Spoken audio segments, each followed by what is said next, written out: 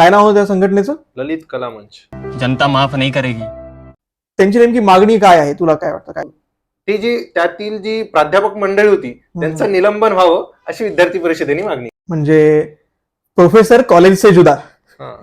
कैसी अपमानजनक बातें कर रहा है लड़का, ये अश्लील है ये लोना. सर तन से जुदा ही तर आपली संस्कृती नाहीये. सुद्धा लेजिट वाटत नाही का तुला की विद्यार्थी कॉलेजमध्ये येत आहेत, त्यांनी शिकावं, अभ्यास करावा, स्वतःला काहीतरी बनवावं आणि पुढे जावं? बात तो सही है. दौड़ना तो पड़ता है. 2 वाजता मला रात्री एका मुस्लिम महिलेचा फोन आला.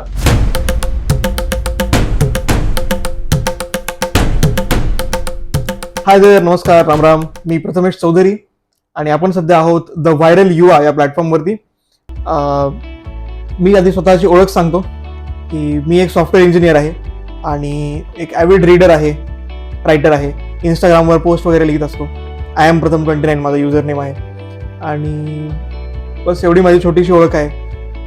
नमस्कार, मी अद्वैत पार्डीकर, तसा बालपणापासून संघाचा स्वयंसेवक आहे. सध्या अखिल भारतीय विद्यार्थी परिषदेचं मी काम करतो. तसं माझ्याकडे परभणी शहर मंत्री, नांदेड विभाग संयोजक, हिंगोली विभाग संयोजक आणि राष्ट्रीय कार्यकारिणी सदस्य अशा विविध दायित्वांचं मी निर्वहन केलं आहे. आणि तसं शैक्षणिकदृष्ट्या मी LLB 4th इयरला श्री शिवाजी महाविद्यालय परभणी येथे शिक्षण घेतो. लांबलंच इंट्रोडक्शन आहे भाऊचं. बरं, हा तर आता चर्चेमध्ये आपण जे काही भारी भरकम शब्द वापरले किंवा जे आपण एकदम असं वैचारिक काहीतरी बोलतोय अशा टाईपचा फील येतोय, तर असं काही आपल्याला नाही करायचं. एकदम एक कॅज्युअल डिस्कशन आहे, ठीक आहे. लेकिन बैठने का तरीका अभी बड़ा कैजुअल. आता तू बोललास की तू RSS मध्ये होतास, ABVP मध्ये होतास, तर मी आधी क्लिअर सांगतो की मी अशा कोणत्या संघटनेचा भाग नाहीये. क्या बोला तूने? आणि मी कोणत्या एका विचारधारेचं लेवलही स्वतःला लावलेलं नाहीये. परंतु मला असं वाटतं की वेगवेगळ्या विचारधारा आपण बघितल्या पाहिजे, एक्सप्लोर केल्या पाहिजे त्या लोकांकडून की ज्यांना त्या विचारधारेचा अनुभव आहे, ज्यांनी त्यात काहीतरी काम केले. तर या पॉईंट ऑफ व्ह्यूनी आपण आता थोड्याफार गप्पा मारणार आहोत अद्वैत भाऊ सोबत. तर नमस्कार अद्वैत भाऊ. नमस्कार भाऊ. आता तू ABVPचा आहेस म्हणल्यावर माझ्या डोक्यात सगळ्यात आधी काय आलं माहितीये का? आता रिसेंटली पुण्यामध्ये एक प्रकार झाला बघ. होय.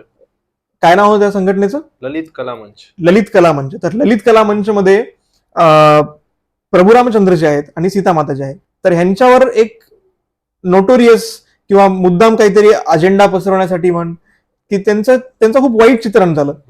कौन है ये लोग? कहां से आते हैं? आणि तुमच्या ABVPच्या कार्यकर्त्यांनी ते अडवलं. आता ह्या प्रकरणानंतर ABVPच्या कार्यकर्त्यांचा वेगवेगळ्या स्तरातून स्वागत होतं, त्यांना पाठिंबा मिळतोय.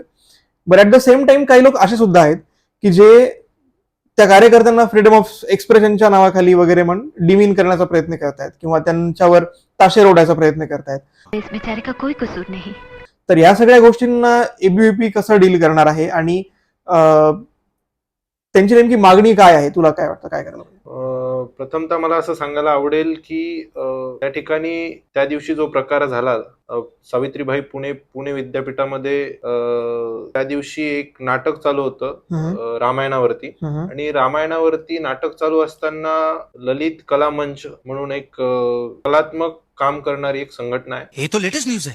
त्या संघटनेच्या माध्यमातून त्या ठिकाणी राम कसे आणि सीता कशी चुकीचे दाखवता येईल प्रेक्षकांना आणि कसं त्यांच्याबद्दल एक चुकीची गोष्ट लोकांपर्यंत पोहोचवता येईल असं काम ललित कला केंद्राच्या माध्यमातून, मंचाच्या माध्यमातून त्या ठिकाणी झालं.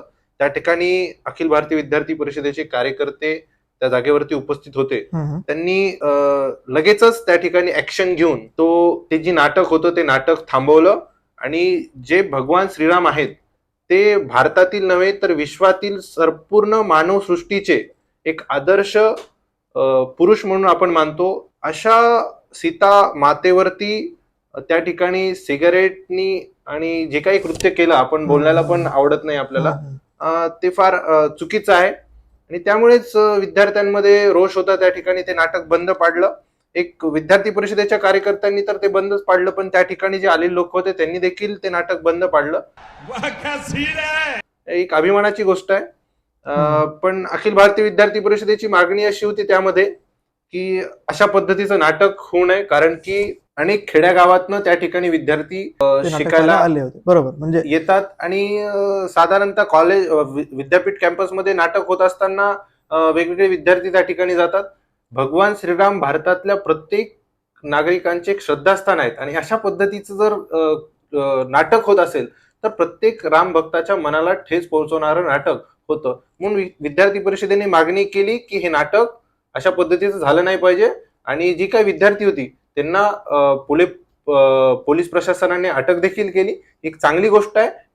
आणि दुसरी गोष्ट अशी आहे की ती जी त्यातील जी प्राध्यापक मंडळी होती त्यांचं निलंबन व्हावं अशी विद्यार्थी परिषदेने मागणी केली. बरोबर. म्हणजे हा तर मुद्दा आहे की ते नाटक चुकीचं होतं, ते बंद झालं. पण ऍट द सेम टाइम ही गोष्ट महत्वाची आहे की ते का घडलं असं, म्हणजे त्यामागे काही थोडंसं काहीतरी क्युरेशन व्हायला पाहिजे, लोकांनी आधी बघायला पाहिजे होतं त्या प्राध्यापकांनी, ते त्यांनी पाहिलं नाही आणि म्हणून तुम्ही निलंबनाची मागणी करताय. म्हणजे प्रोफेसर कॉलेज से जुदा. सर तन से जुदा ही तर आपली संस्कृती नाहीये. म्हणून अहिंसक मागणी विद्यार्थी परिषदेने केली. नाही, हे सगळं ठीक आहे. म्हणजे तुम्ही अहिंसक मागणी करताय आणि प्रोफेसर निलंबित व्हावे असं तुम्हाला वाटते, पण ऍट द सेम टाइम हा मुद्दा सुद्धा लेजिट वाटत नाही का तुला, की विद्यार्थी कॉलेजमध्ये येत आहेत, त्यांनी शिकावं, अभ्यास करावा, स्वतःला काहीतरी बनवावं आणि पुढे जावं. तर ह्या सगळ्या म्हणजे हे सगळं करताना कॉलेजमध्ये काही गोष्टी आपल्याला पटतील अशा घडतील, काही गोष्टी आपल्याला पटणार नाही अशा घडतील. तर एका प्रगल्भ विद्यार्थ्याचं हे लक्षण नाही का की त्याने अपोजिट पॉइंट ऑफ व्ह्यू सुद्धा बघावा आणि समजून घ्यायचा प्रयत्न करावा आणि थोडा टॉलरन्स दाखवावा. हा मुद्दा तर लेजिटिमेट वाटत नाही का तुला? तुझं म्हणणं अगदी खरं आहे आणि अभिव्यक्ती स्वातंत्र्य हे भारतातील प्रत्येक नागरिकांना आहे. बरोबर. आणि ते असलंच पाहिजे, त्यात काही वाद नाही. म्हणून त्या ठिकाणी जे नाटक झालं ते तर चूकच आहे हे आपण म्हणू शकतो. कारण की ते त्या ठिकाणी दाखवण्यात आलं ते फार चुकीच्या पद्धतीने दाखवण्यात आलं. तसं बघायला गेलं तर अनेक लोकांनी भगवान श्रीरामावरती, वेगवेगळ्या लोकांवरती काही स्केचेसच्या माध्यमातनं किंवा काही जोक्सच्या माध्यमातनं काही कामं केली आहेत, पण त्यांचा अपमान कधी केला नाही. म्हणजे बरोबर की म्हणजे इव्हन कोकणामध्ये जर तू गेलास तर हा मुद्दा तर आहेच की कोकणामध्ये दशावतारी नाट्य चालतं किंवा अगदी महाराष्ट्रामध्ये एक प्रकारचे आद्य कॉमेडियन आपण ज्यांना म्हणतो पु ल देशपांडे, त्यांनी सुद्धा वेगवेगळ्या धार्मिक प्रसंगांचा आधार घेऊन त्यांचे विनोद केलेले आहेत. पण त्यातून त्यांना विनोद करायचं इंटेन्शन लगेच लक्षात येतं. त्यातून इंटेन्शन त्या कॅरेक्टर असोसिएशन नव्हतं, ते इथे आहे. आणि हा मुद्दा सुद्धा आहे की रामचंद्र जे आहेत ते आपल्या सगळ्यांचे आदर्श आहेत. तर फ्रीडम ऑफ एक्सप्रेशनच्या नावाखाली तुम्ही कंटिन्युअसली हे नाही बंबार्ड करू शकत की फक्त तुमची जी श्रद्धा आहे त्यावर आम्ही जोक मारले तर तुम्ही टॉलरन्स दाखवायचा. हा सुद्धा एक मुद्दा आहे. पण तरी हा प्रश्न उरतोच की विद्यार्थ्यांनी कॉलेजमध्ये शिक्षण घ्यायला यायचं असतं. तर हे सगळे जे ऍक्टिव्हिजमचे प्रकार झाले किंवा एका गटाने त्यांच्यावर ते नाटक थांबवण्यासाठी थोडीशी जबरदस्ती केली, त्यांनी तिथे दुसऱ्या गटात असं म्हणणं होतं की तिथे ऑलरेडी काही बांबू, वेळू वगैरे गोष्टी होत्या आणि त्यांनी ते मारण्यासाठी वापरले, तर त्यात हे मारहाणीचे प्रकार घडले. तर हे सगळं कॉलेजमध्ये होणं कितपत योग्य आहे? म्हणजे यातून विद्यार्थी काय शिकतील? कसं आहे की मला असं वाटतं की त्या नाटकामुळे, त्या नाटकाच्या माध्यमातून अनेक त्या ठिकाणी आलेल्या विद्यार्थ्यांच्या मनाला ठेच पोहोचली आणि भगवान श्रीराम सगळ्यांचं श्रद्धास्थान असल्यामुळे तसंच विद्यार्थ्यांचं ते देखील श्रद्धास्थान आहे. आणि त्यामुळे ललित कला मंचाने जे नाटक केलं ते एक दंगे पसरवणारं नाटक होतं, असं काय बोलायला वावगं ठरणार नाही.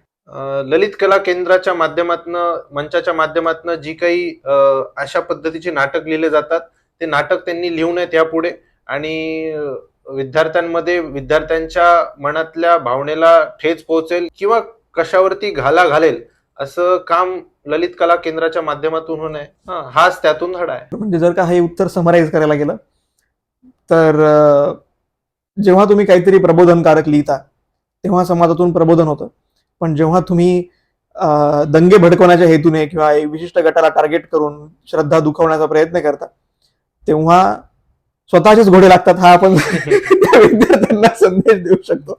हे यात शिकण्यासारखं आहे. मी थोडासा मजाक करतो, म्हणजे मला मजाक करायची सवय आहे. 100% केलाच पाहिजे, चांगला असतं. चांगली गोष्ट. अभाविपने हा सगळा मुद्दा उचलला, पण ह्या सगळ्या गोष्टी करताना कुठेतरी तुमची बदनामी होते असं नाही वाटत तुला? नाही म्हणजे आता सिरियसली जर हे बोलायला गेलं तर बघा ना की कसं होतं, मीडियामध्ये तुम्ही वाईट ठरता, तुम्हाला लोक टार्गेट करतात. मीडियामध्ये खूप म्हणजे निगेटिव्हिटी, गुंड, गुन्स अशा टाईपचे शब्द वापरले जातात. पण या सगळ्यामध्ये काय होतं ना, की ठीक आहे तुम्ही जे काही केलं म्हणजे अभाविपच्या त्या कार्यकर्त्यांनी जे केलं ती कोणत्याही सामान्य हिंदूची एक नॅचरल रिएक्शन होती, पण त्याबद्दल एबीव्हीपी बद्दल खूपच जास्त वाईट लेखन केलं जाणार, तुम्हाला एकदम बॅड लाईट मध्ये पोर्ट्रे केलं जाणार, गुन्स वगैरे म्हणणार, हे सगळं होतं. तर तुम्हाला कसं वाटतं की म्हणजे एबीव्हीपीला एक कास्टिस्ट सेक्टोरियन म्हणजे एका जातीसाठी काम करणारी किंवा एका विशिष्ट धर्माची बाजू उचलून धरणारी अशा टाईपची संघटना म्हणून नेहमी पोर्ट्रे केलं जातं आणि तुम्हाला हिंदुत्ववादी आहे असं तुमच्यावर टॅग लावला जातो. तर यावर कसं वाटतं तुला एक एबीव्हीपीशी जोडला गेलेला माणूस म्हणून? होय, आम्हाला गर्व आहे, आम्ही हिंदुत्ववादी आहोत याचा. पण हिंदुत्व हे असं नाही सांगत की कट्टरवाद वगैरे. हिंदुत्व हे मानवतावादी हिंदुत्व आहे, हे विद्यार्थी परिषद सांगते. आणि तसं बघायला गेलं की आम्ही कुठल्या पंथाचा आहे, कुठल्या जातीचा आहे, कुठल्या संघटनेचा आहे, आम्ही एक राष्ट्रहित, वसुधैव कुटुंबकम, सगळे आपण एक आहोत, हे घेऊन आम्ही सगळ्यांकडे बघण्याचा आमचा दृष्टिकोन असतो. बरोबर, म्हणजे हे लेजिट आहे. पण मला दर्शकांसाठी काही गोष्टी सांगायच्यात बरं का, की आता हा म्हणाला की हिंदुत्व म्हणजे मानवतावाद आहे किंवा आमचं हिंदुत्व असं. तुम्ही बऱ्याच वेळा बातम्या ऐकलं असाल, आमचं हिंदुत्व, त्यांचं हिंदुत्व. नेमके किती टाईपचे हिंदुत्व आहेत ते पहिलीचे 50 आहेत. पण टू बी ऑनेस्ट सांगायचं झालं तर वेगवेगळ्या काळामध्ये वेगवेगळ्या विचारवंतांनी हिंदुत्वाची एक वेगवेगळी व्याख्या केलेली आहे. म्हणजे हिंदुत्व ही जी टर्म आहे ना, त्याचे वेगवेगळे इंटरप्रिटेशन्स आहेत. पण आता कसं अद्वैत बोललास की कोणत्याच इंटरप्रिटेशनमध्ये, कोणत्याच व्याख्येमध्ये असं नाही लिहिलं की एखादा व्यक्ती जर हिंदुत्ववादी असेल तर त्यांनी इतर धर्मावर अन्याय करावा, अत्याचार करावा. म्हणजे जेवढ्या इंटरप्रिटेशन आहेत ते सगळे तर सर्वसमावेशकच आहेत. तुम्ही जे म्हणताय की हिंदुत्व म्हणजे मानवता आहे, हे तुमचं इंटरप्रिटेशन आहे, किंवा सावरकरांचं वेगळं असेल किंवा गोळवलकरांचं वेगळं असेल किंवा वेगवेगळ्या विचारवंतांचं वेगवेगळं असेल. पण त्यामध्ये एक गोष्ट कॉमन आहे की त्यांनी कोणावर अन्याय अत्याचार नाही केला. तर मला असं वाटतंय की हा जो मुद्दा वृत्तपत्रांकडून किंवा मीडियामध्ये उचलला जातो, तर हे तर ही गोष्ट तेवढी बरोबर होत नाही. तुला एक प्रसंग सांगायला आवडेल मला. आक्षेपार्ह वगैरे काही नाही ना, म्हणजे नॉर्मल प्रसंग आहे. हा, मग सांग. जसं की तू म्हणाला की हिंदुत्ववादी कुठल्या, म्हणजे लोक म्हणतात की जातीवादी संघटना आहे, काही लोकांचाच विचार केला जातो.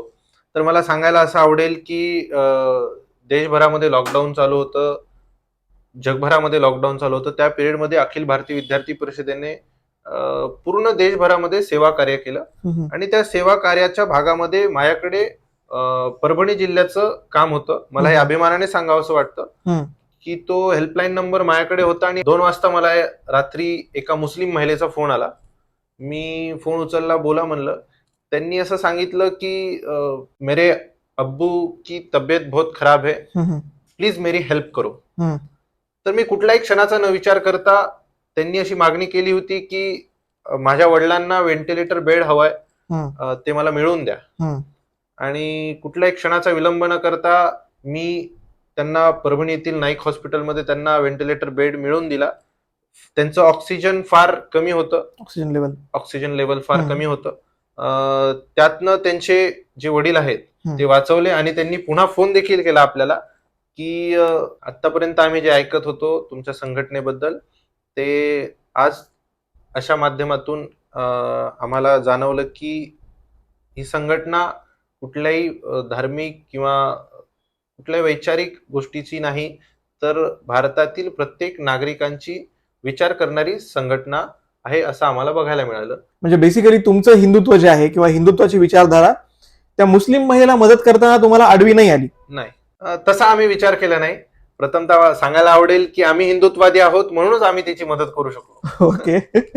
आम्ही काही तुकडे तुकडे गँग सारखे नाही आहोत. आमची विचारधारा ही मानवतेचं कल्याण करणारी विचारधारा आहे, एवढंच मला सांगावं असं वाटेल. थोड्यासाठी तुकडे तुकडे गँगला आपण जरा बाजूला ठेवूया. कसं होतं, हे तू जे सांगतो आता ही चांगली गोष्ट आहे, ऑब्व्हियसली चांगली गोष्ट आहे, पण ही गोष्ट कधी प्रकाशामध्ये येत नाही. ह्या गोष्टीला तेवढंसं मीडिया कव्हरेज मिळत नाही. असं एवढा हा मुद्दा मला मांडायचा होता. मी देखील तुझे लेख वगैरे भरपूर वाचलेत, तुझे व्हिडिओज बघितलेत. तू पण लेख वगैरे भरपूर लिहितो, हिंदू फोबिया अशा. हा, म्हणजे तू लेख वगैरे जे बोललास अकॅडमिक हिंदू फोबियावर, तर ही गोष्ट मला इथे क्लिअर करून सांगायची की काही पॉलिटिकल कन्सेप्ट नाहीये. मी जसं आधीच सांगितलं की मला विचारधारा किंवा कोणत्या राजकीय विचारधारेशी जरी माझा संबंध नसला तरी मी धर्माने हिंदू माणूस आहे आणि मला ही गोष्ट सहन नाही होणार की कुठल्याही माझ्या ओव्हरऑल थ्रू आउट एज्युकेशनल जर्नीमध्ये किंवा प्रोफेशनल जर्नीमध्ये माझ्या हिंदू असण्यावरून जर मला कोणी टोमणे मारले तर ते मी सहन नाही करणार. आता कारण की आपले सगळे महापुरुषांनी आपल्याला हेच शिकवलं की जर का कोणी तुमच्या आयडेंटिटीवर क्वेश्चन करत असेल, तुमच्या आयडेंटिटीवरून उगाच तुम्हाला त्रास द्यायचा प्रयत्न करत असेल, तर एका पॉईंट नंतर माणसाचं डोकं फिरतं. तर ही गोष्ट मला लक्षात आली कारण की मी त्या महापुरुषांचे विचार जे आहेत ते पाहिलेले होते. पण मी कॉलेजमध्ये असताना काय झालं माहितीये का, आमच्याकडे एक भाषणाची स्पर्धा असते कॉलेजमध्ये, असायची म्हणजे. तर त्यामध्ये एका विद्यार्थ्याने ह्या रामायणावरच एक एकदम विकृत पॉइंट ऑफ व्ह्यू मांडला, जे द्रविडियन आयडिओलॉजी आहे, जी सेपरेटिस्ट आयडिओलॉजी आहे. ही द्रविडियनचा राहुल द्रविडशी काही संबंध नाही. तर ही द्रविडियन एक देशविघातक आयडिओलॉजी आहे, सेपरेटिस्ट. यांनी सेपरेट कंट्रीची डिमांड केली होती जेव्हा आपण आपला देश स्वतंत्र झाला तेव्हा. तर ह्या टाईपच्या विचारसरणीमध्ये जे पेरियार नावाचे गृहस्थ होते, त्यांनी जी मांडणी केली होती, अगदी विकृत रामायणाची मांडणी केली होती. तर ती मांडणी एकाने पुण्यामधल्या कॉलेजमध्ये केली. आणि ठीक आहे, तमिळनाडूमध्ये मे बी ते चाललंही असेल, पण पुण्यामध्ये अशा टाईपची विचारधारा करणं हे खूपच शॉकिंग होतं. आणि मी स्वतः पाहिलं की त्या इव्हेंटमध्ये तशा टाईपचे विचार ऐकून माझ्यासोबतच्या 2 विद्यार्थिनींनी माघार घेतली की हे काहीतरी वेगळंच चाललंय बाबा, आपल्याला नाही पाहिजे.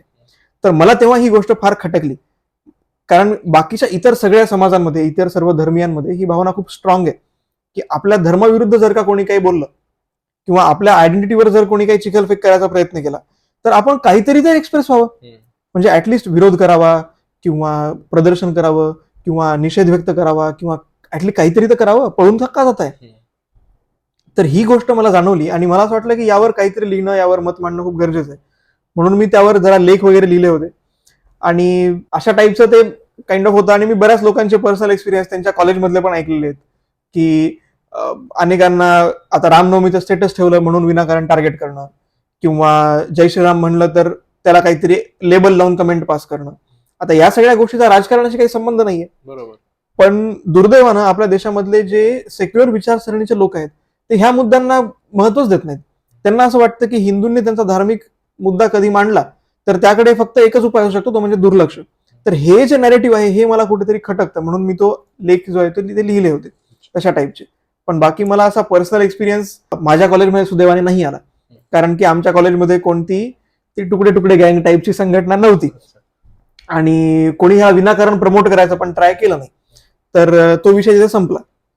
पण बऱ्याच कॉलेजेसमध्ये ह्या गोष्टी घडतात. आणि हे मी जेव्हा लेख लिहिले तेव्हा मला विद्यार्थ्यांचे मेसेज आले, फोन आले की दादा तू हे जे लिहितोयस हे आमच्यासोबत घडलेलं आहे. म्हणजे मी पार्टमध्ये लिहित होतो की सेकंड पार्टमध्ये मी ह्याचे जरा डिटेलमध्ये इलॅबोरेशन दिलं की मला लोकांचे मेसेज यायचे की अरे मग ह्याच्यावर उपाय काय आहे, सांग काय करता येईल ह्याच्यावर. तर मग ह्या सगळ्या गोष्टींमध्ये मला हे रिलेट झालं की आपण एक सायलेंट मेजॉरिटी म्हणून जगतोय. आणि एक असं काय म्हणतात त्याला, युएस मध्ये एक हिपीज नावाची कन्सेप्ट होती, हिपीज, की सेकंड वर्ल्ड वॉर नंतर जे बेकार झालेले लोक होते, जे बेरोजगार झाले, ते लोक नुसते पडून राहायचे, त्यांना काही फरक पडत नव्हता की आपल्या आजूबाजूला काय चाललंय. तशी अवस्था हिंदूंची होतीये का असं मला वाटल्यामुळे मी ते लेखन करणं सुरू केलं होतं. अच्छा, मग त्या मुलाचं काय झालं? त्या मुलाचं काहीच नाही. मी जसं सांगितलं की आमच्या कॉलेजमध्ये तसं काही वातावरण नव्हतं आणि तो मुद्दे जरी विघातक मांडत असला तरी पण त्याची जी वक्तृत्व शैली होती ती फारच ढिसाळ होती. त्यामुळे तो त्या प्रायमरी राऊंडच्या पुढे गेला नाही आणि तो प्रकरण तिथं मिटला. तो वाद जास्त काही मोठा झाला नाही. पण जर का त्या परीक्षकांनी ही सावधानता बाळगली नसती आणि त्याला म्हणजे जाणीवपूर्वक जर त्याला प्रमोट करण्यात आला असतं तर मात्र हा प्रकरण खूप म्हणजे हा मोठा इश्यू झाला असता. तर त्याबद्दल थँकफुली आमच्या कॉलेजमध्ये तरी असं काही नाही झालं. असे प्रकार बऱ्याच ठिकाणी घडतात. आता पुण्यात घडला, मागे धुळ्यात, जळगावमध्ये घडला, संभाजीनगरमध्ये घडला. तर असे प्रकार घडू नये असं मला वाटतं. पण जे काही विघातक ज्या काही संघटना आहेत हे मुद्दामून असे प्रकार घडून आणतात आणि लोकांमध्ये महापुरुषांवरती अशा पद्धतीचे नाटक करून, अशा पद्धतीचे लेख लिहून वेगवेगळ्या पद्धतीने नॅरेटिव्ह पसरवण्याचा प्रयत्न करतात. पण आपल्यासारख्या तरुणांनी देखील पुढे येऊन काय होते सावरकर, काय होते आंबेडकर, काय होते गोवळकर, काय होते हेडगेवार, काय होते गांधी, हे समोर येऊन मांडलं पाहिजे. त्यांनी ज्या पद्धतीने मांडतात की आपण पण त्यांना एक उत्तर म्हणून उभं राहिलं पाहिजे असं मला वाटतं. बरोबर, कारण की आणि कोणत्याच महापुरुषाने असं नाही सांगितलंय की तुम्ही आम्ही हे सगळे पॉइंट ऑफ व्ह्यू मांडतोय, आम्ही मेल्यानंतर 100 वर्षांनी तुम्ही आता आमच्यावर भांडा, असं कोणी नाही सांगितलंय. त्यांचा खूप वेगळा, ते नेक्स्ट लेवलचा विचार करायचे, ते पुढचा विचार करायचे, देशाच्या हिताचा विचार करायचे. पण जेव्हा हे एखादे समाजामध्ये काहीतरी टर्मोइल क्रिएट करणारे जे लोक आहेत, ते कोणत्या ना कोणत्या महापुरुषाचा आडोस आणतात फक्त, की आम्ही ह्याच्या विचारावर चालतो आणि आम्हाला हा द्वेष पसरवायचा आहे, आम्हाला हिंदू फोबिया पसरवायचा आहे, का तर ह्या महापुरुषाने सांगितलं.